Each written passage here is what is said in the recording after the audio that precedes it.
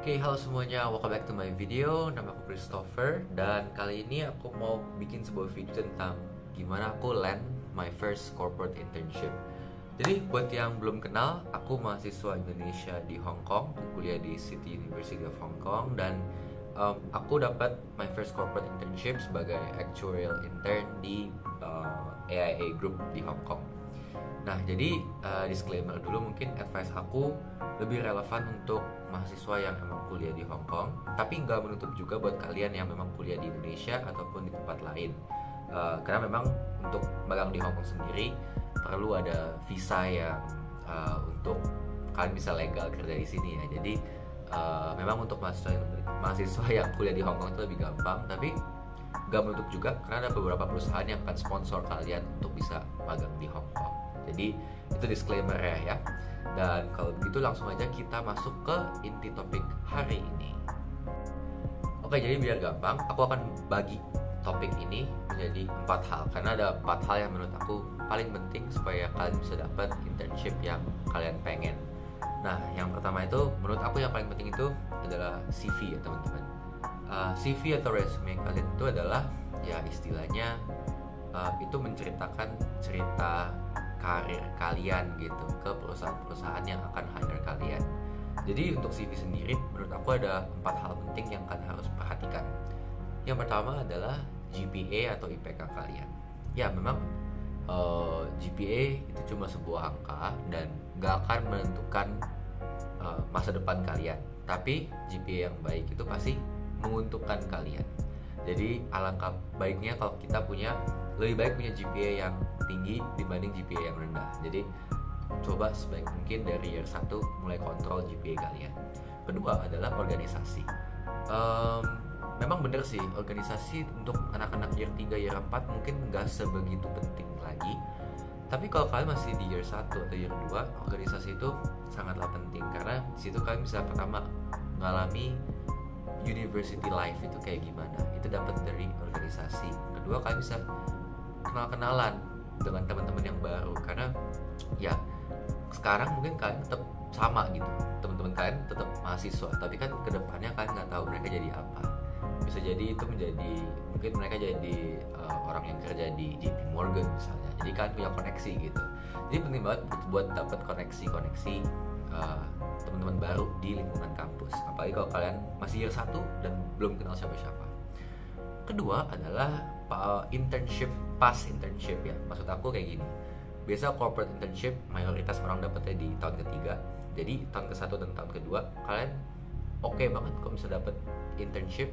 Ya mungkin internshipnya nggak harus corporate, bisa aja di startup atau perusahaan-perusahaan kecil lainnya. Tapi itu tetap pengalaman guys. Jadi tetap pengalaman yang berharga dan pasti akan menunjang CV kalian.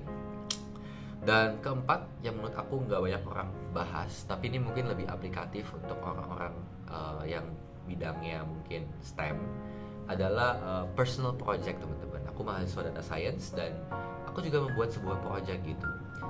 Project aku waktu itu tentang istilahnya kayak predictive modeling buat asuransi gitu. Nah, jadi karena aku tulis di CV aku, jadi match sama kerjaan aku yang sekarang, yaitu di AIA sebagai actuarial intern. Jadi dengan adanya personal project, kalian bisa menunjukkan skill kalian tanpa kalian harus mengikuti sebuah kegiatan yang formal kayak internship atau organisasi. Karena kan personal project ya suka-suka kalian mau bikin apa begitu. Jadi kira-kira untuk CV seperti itu. Oke, kita lanjut ke part berikutnya. Oke, jadi untuk part berikutnya kita ada connections guys. Nah, tadi aku udah bahas connections, tapi yang tadi itu mungkin connection untuk sebagai mahasiswa. Nah, selanjutnya aku akan bahas tentang untuk pekerjaan. Connections itu sangat penting guys. Jadi menurut aku mungkin lebih penting dari GPA kalian. Karena koneksi yang baik itu bisa land kalian sebuah internship dengan proses yang lebih smooth. Nah, caranya gimana sih buat dapat connection ini? Yang pertama, yang paling obvious, kalian bisa ikut job fair. Nah, biasa di kampus-kampus itu bakal ada job fair. Jadi kalian bisa ngobrol langsung dengan HR-nya, bisa nanya-nanya langsung, dan bahkan untuk beberapa perusahaan mereka bisa dapat green pass. Jadi kalian bisa skip beberapa layer of interview itu. Nah, itu enak banget kalau bisa dapat. Tapi ya aside from that, mungkin memang nggak selalu connection itu bisa dibuat, tapi minimal banget, jelek-jelek banget kalian bisa tahu tentang job market di luar sana, perusahaan-perusahaan apa aja sih yang ada di Hong Kong, dan role-role apa aja sih yang in high demand banget gitu. Jadi nggak ada ruginya banget. Dan kedua, kalian bisa ikut acara-acara kampus ya. Jadi acara-acara kampus di Hong Kong itu misalnya ada semacam workshop di CTU, contohnya kita ada namanya Executive Mentoring Program. Jadi kalian akan di pair dengan mentor-mentor yang sudah bekerja di perusahaan-perusahaan Hong Kong. Waktu itu aku dapat di Cathay. Jadi lumayan kita kenal orang Cathay Pacific gitu. Jadi aku rasa di univ-univ lain juga pasti ada, dan kalian bisa banget ikut-ikut program uni ini. Pasti berguna banget buat improve ya personal development kalian. Jadi itu mengenai connection, dan selanjutnya kita akan bahas tentang know the right timing. Nah, maksudnya know the right timing itu apa? Jadi gini, semua industri itu akan membuka job postnya itu setiap tahun itu pasti mirip-mirip bulannya. Nah, ini aku akan kasih informasi orang dalam, nggak orang dalam sih, cuma maksudnya informasi dari past experience aku.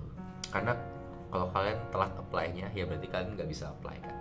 Nah, jadi untuk apply biasanya investment banking itu akan mulai paling awal di early August.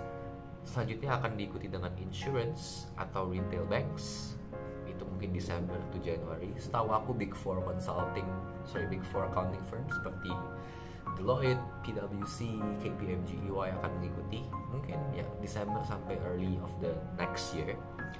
Dan terakhir itu startup itu akan buka mungkin early April, May itu akan mulai buka. Jadi kalian bisa harus keep that in mind, biar kalian pas sudah buka job openingnya kalian langsung apply, karena kalau kalian apply dengan cepat itu advantage banget guys. Jadi kira-kira timingnya seperti itu. Oke, terakhir poin keempat, ini mungkin nggak terlalu relate, tapi yang terakhir itu adalah have fun. Ya, apply intern tuh stressful guys, capek banget emang.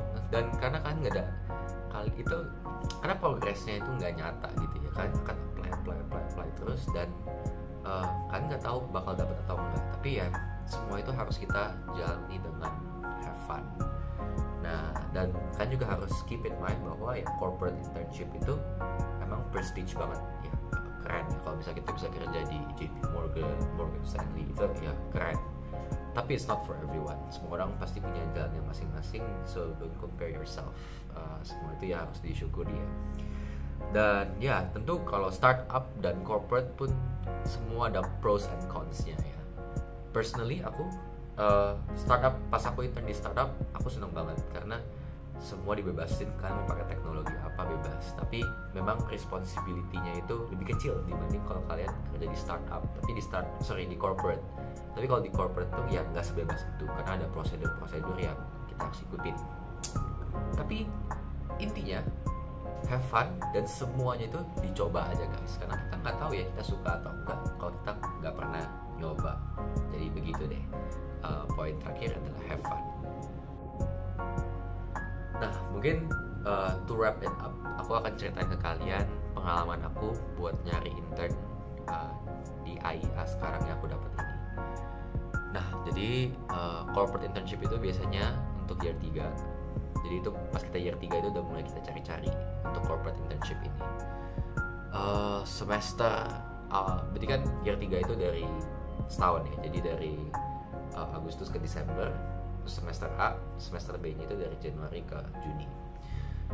Semester A aku udah apply semuanya ya, JP Morgan, HSBC segala macam itu udah aku apply, no response gitu. No response. Jadi bingung-bingung juga ya. Jadi ya udah gitu. Aku emang itu kesannya ya perusahaan-perusahaan yang sangat baik. Dan kalau kita bisa masuk ya prestigious banget. Jadi aku kayak kalau nggak dapet, oh it's okay, santai aja gitu. Next year mulai apply lagi, but masalahnya aku lagi exchange di UK guys. Jadi aku di Inggris sambil apply kerja, dan ya lumayan sih itu, kita interview kadang bisa malam-malam, subuh-subuh karena ada time difference. Cuma intinya ya kita harus rajin apply sih, karena itu about a number game ya. Semakin banyak kalian apply, ya semakin banyak responses yang kalian bisa dapat. Ya terus belajar cara improve CV dan lain-lain dengan teman-teman aku, karena aku ada teman juga yang udah dapat duluan, jadi aku belajar dari dia cara dapat CV, cara buat CV dengan baik. Dan akhirnya beberapa perusahaan tuh mulai panggil aku untuk interview. Bersyukur banget. Dan salah satunya adalah AIA. Aku masih ingat interview AIA itu jam 7 pagi guys, jadi aku harus bangun pagi banget untuk siapin itu interview. Dan bersyukurnya lagi karena aku di UK itu aku kan dari UK ke Hong Kong itu pulangnya telat guys, jadi Juni tengah gitu. Jadi aku nggak eligible buat ikut summer internship beberapa perusahaan karena mereka wajib datang di early June. Tapi bersyukurnya AIA itu mulanya Juli, jadi aku bisa masuk dan ya dapat di AIA, dan akhirnya aku pilih opsi itu. Jadi ya itu sedikit cerita aku tentang apply corporate internship di Hong Kong. Semoga bisa bermanfaat, dan kalau kalian punya pertanyaan apapun boleh komen di bawah. Dan ya terima kasih sudah nonton. Ini udah lama banget nggak bikin video, jadi semoga bermanfaat. Bye bye.